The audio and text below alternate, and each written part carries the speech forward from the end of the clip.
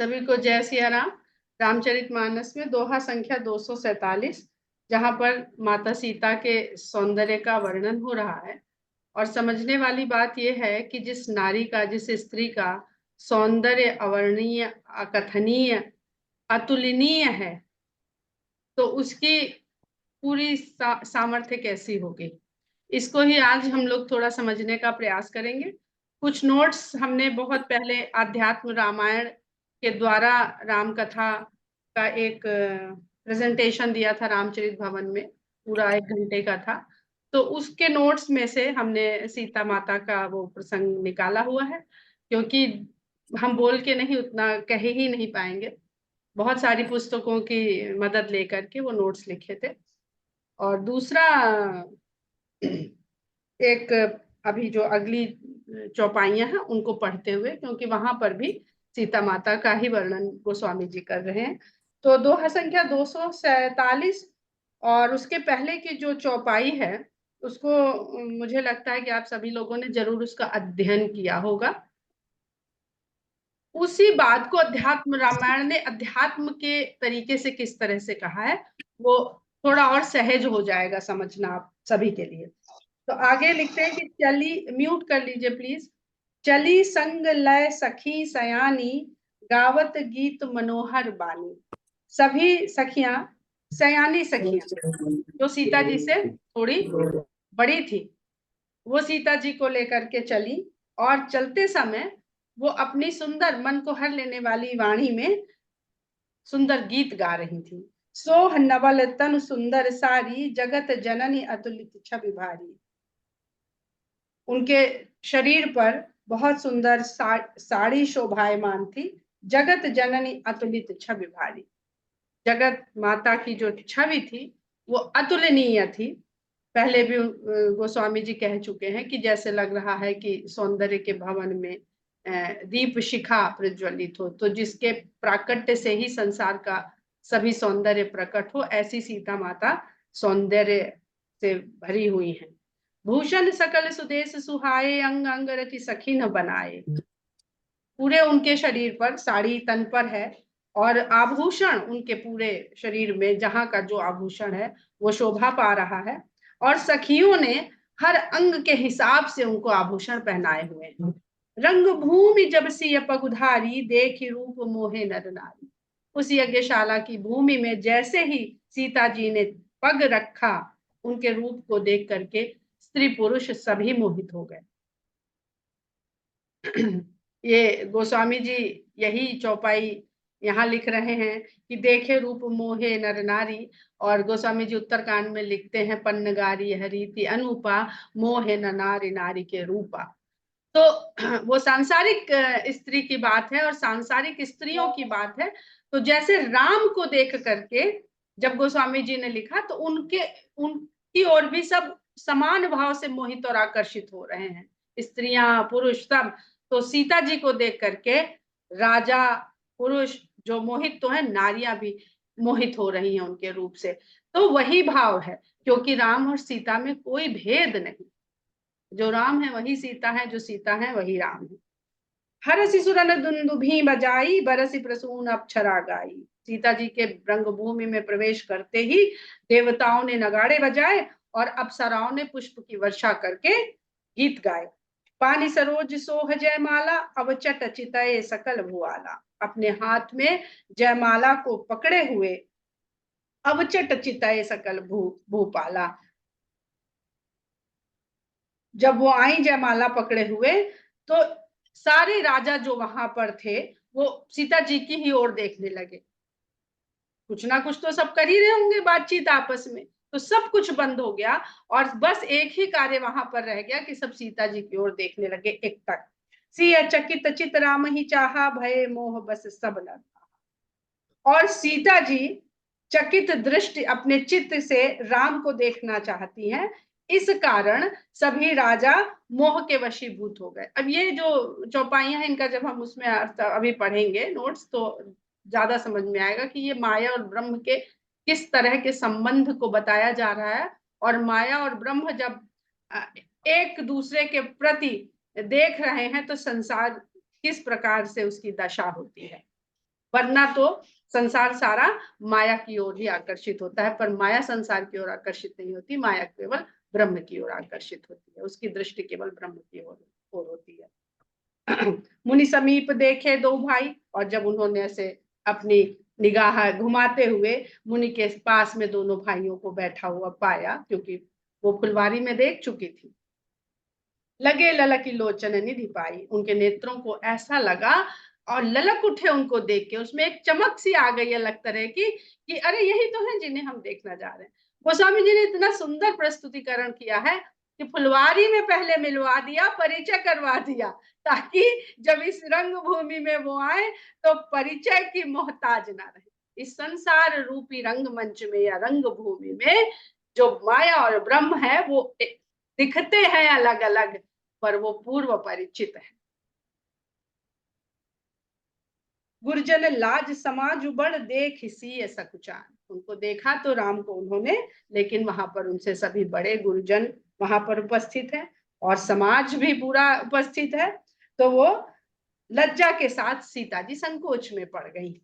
लाग बिलोकन सखिन तन रघु भी रही उड़ान, तो रामचंद्र जी को हृदय में ला करके फिर सखियों की तरफ देख, राम रूप अरुषि छवि देखे नर नारिन परिहरि निमेखे, राम रूप अरुषि छवि देखे नर नारिन परिहरि निमेखे। अब वो रंगभूमि जहां अभी तक राम के रूप सौंदर्य से सब मोहित हो रहे थे, आकर्षित हो रहे थे, अलग अलग भावनाओं से भर रहे थे, अब फिर सीता जी आई, सीता जी का रूप देखकर सब उनको देखने लगे आश्चर्यचकित होकर के।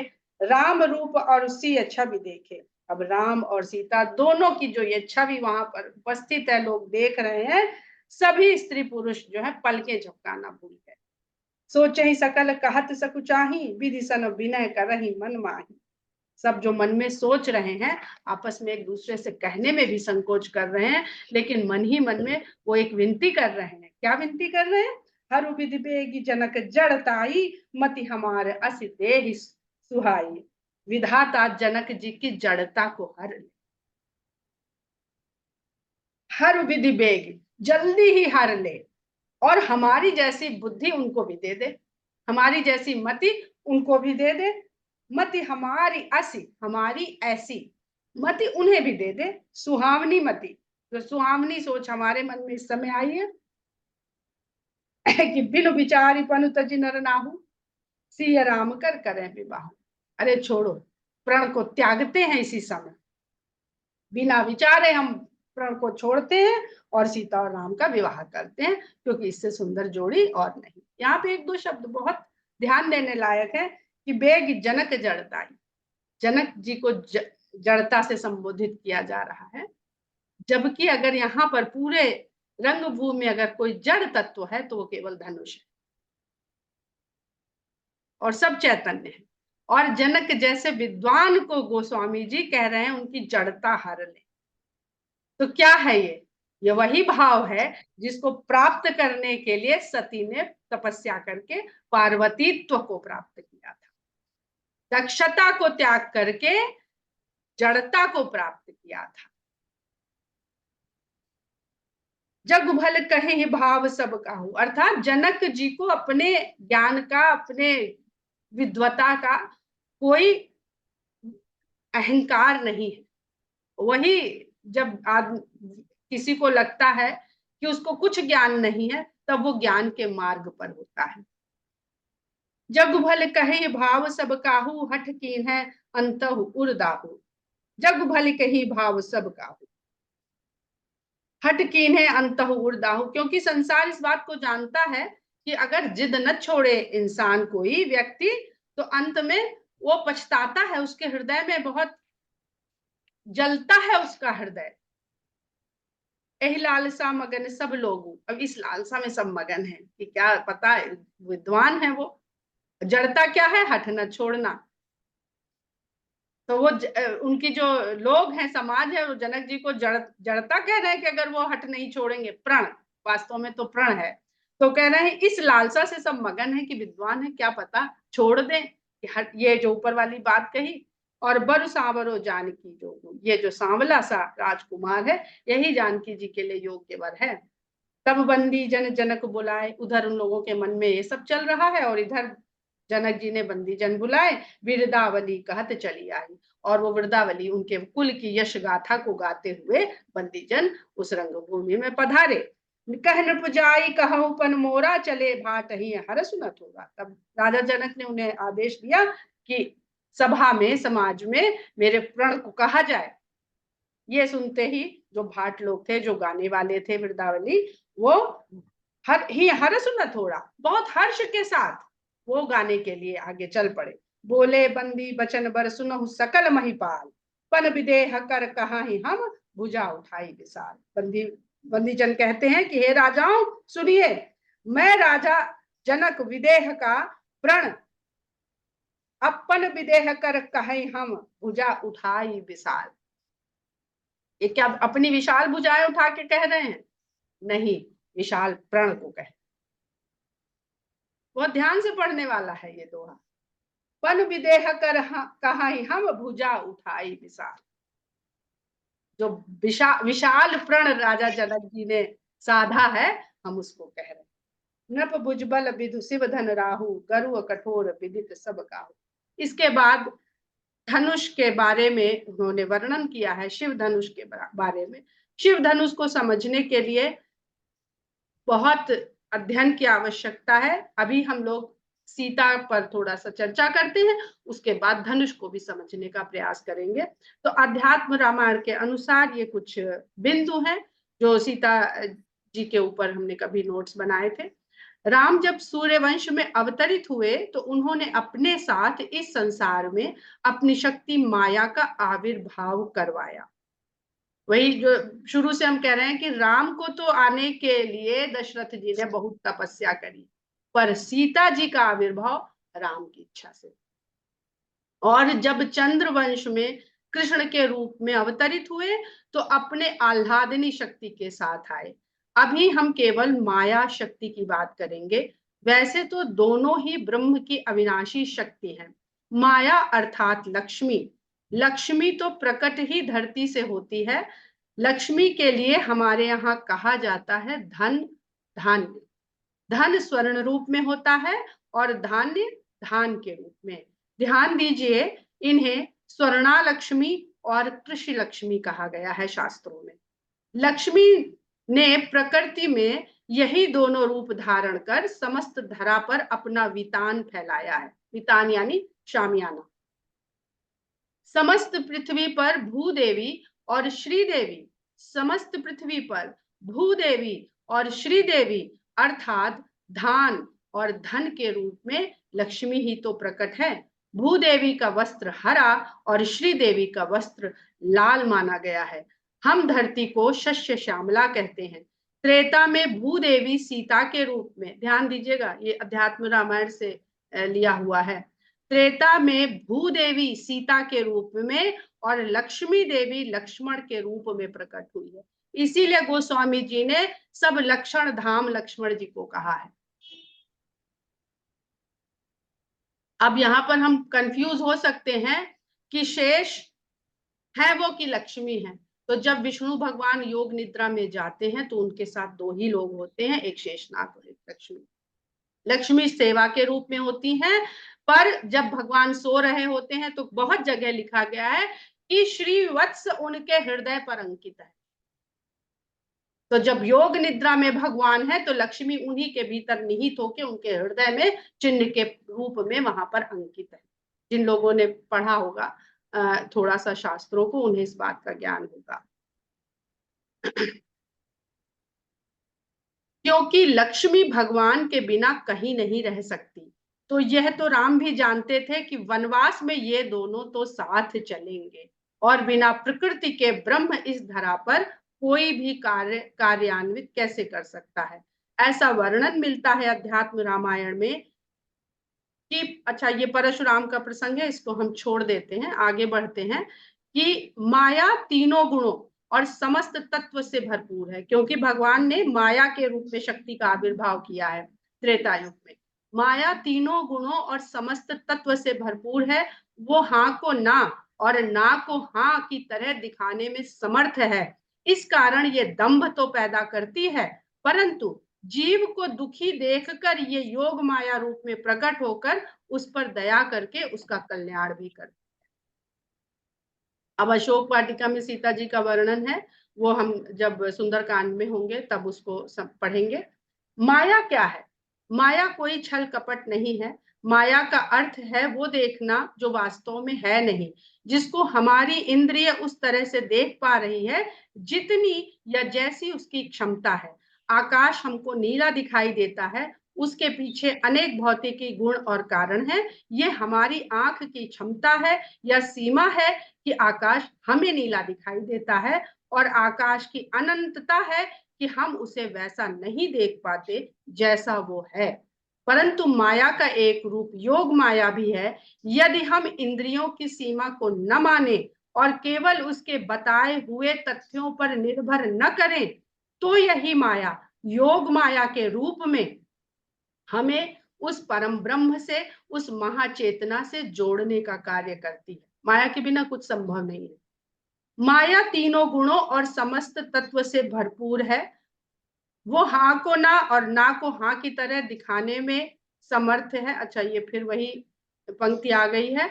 आगे है कि जिस प्रकार सूर्य का स्वभाव है कि उससे रोशनी फूटकर गिरती है और चंद्रमा से आह्लाद निकलता है, प्रकाश निकलता है सूर्य से और चंद्रमा से आह्लाद निकलता है, उसी प्रकार से श्री रामचंद्र जी की कृपा बरसती है, यानी प्रकाश ज्ञान के रूप में भी और आह्लाद आनंद के रूप में भी। अब राम और सीता का विवाह होने वाला है, तो विवाह क्या है, सूर्य के द्वारा इसको समझने का प्रयास करते हैं। सूर्य अर्थात सवित्र तेज का पुंज है। उसके तेज का विस्तार प्रसार सूर्य की किरण अर्थात सावित्री ही कर सकती है। सूर्य का एक नाम सवित्र, और जो सवित्र की लेकर चलती है वो सावित्री है। इससे आप सावित्री और सत्यवान की कथा का भी क्या आध्यात्मिक पक्ष है वो समझ सकते हैं। यही है राम और सीता। पर इन्हें समझने के लिए संसार में मार्ग क्या है? एक है प्रेम का, एक है ज्ञान का। दोनों में ही आवश्यक है त्याग, वैराग्य, विनम्रता, निश्चलता और समर्पण।